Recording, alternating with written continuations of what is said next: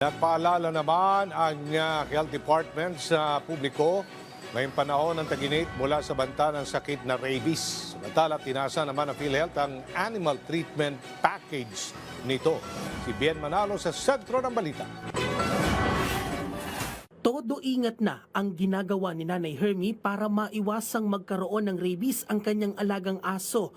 Ngayong patindi ng patindi ang init ng panahon, lalo pa at may maliliit siyang mga apo. Pinababakuna ko siya. Pag may libreng bakuna, napapaturo ko siya ng anti-rabies. Ngayon, kasi iniiwas ko po yun sa mga makakagat ng aso. Pinapainom ko siya ng gamot. Pinapainom ko siya ng tubig ng marami. Yun ang ginagawa ko sa araw-araw. Mula sa mahigit 200 kaso ng rabies na naitala ng Health Department noong 2020, halos dumoble ang bilang na ito pagsapit ng 2024. Ang nakakalungkot dito, lahat ng kasong ito noong 2024 ay pawang nauwi sa pagkamatay. 45% ng mga kasong naiulat noong 2024 ay mula sa mga alagang hayop. 41% dito ay mula sa mga alagang hayop na walang bakuna. Pinakamaraming naitalang kaso ng rabies ay mula sa Central Luzon. Umabot naman sa higit 1,000 ang naiulat na nasawi dahil sa rabies mula yan 2020 hanggang 2024. Nakapagtala naman ang DOH ng higit 50 kaso ng pasyenteng nagkaroon ng rabies mula January 1 hanggang March 1 ng kasalukuyang taon.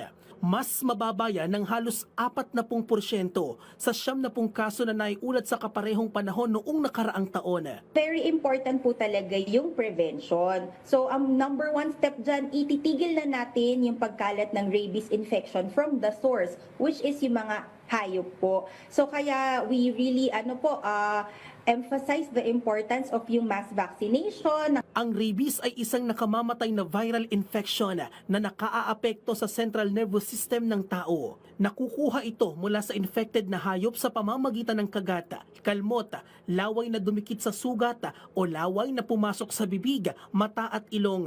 Ilan sa mga sintomas ng rabies ay lagnat, pananakit ng ulo, pamamaga, pamamanhid ng sugat, takot sa tubig at hangin, pagkairita o pagkabalisa, pagbabago sa pag-iisip at pagkaparalisa. Panawagan ng kagawaran sa publiko na tiyaking bakunado ang mga alagang hayop taon-taon upang maiwasan ang impeksyong dulot ng rabies. Makipag-ugnayan sa inyong veterinaryo o lokal na pamahalaan para sa bakuna ng inyong alaga. At ngayong Rabies Awareness Month, itinaas ng PhilHealth ang Animal by Treatment Package para sa mga miyembro nito. Mula kasi sa dating 3,000 piso ay itinaas ito sa halos 6,000 piso na magagamit sa mga accredited animal bite package providers sa iba't ibang dako ng Pilipinas.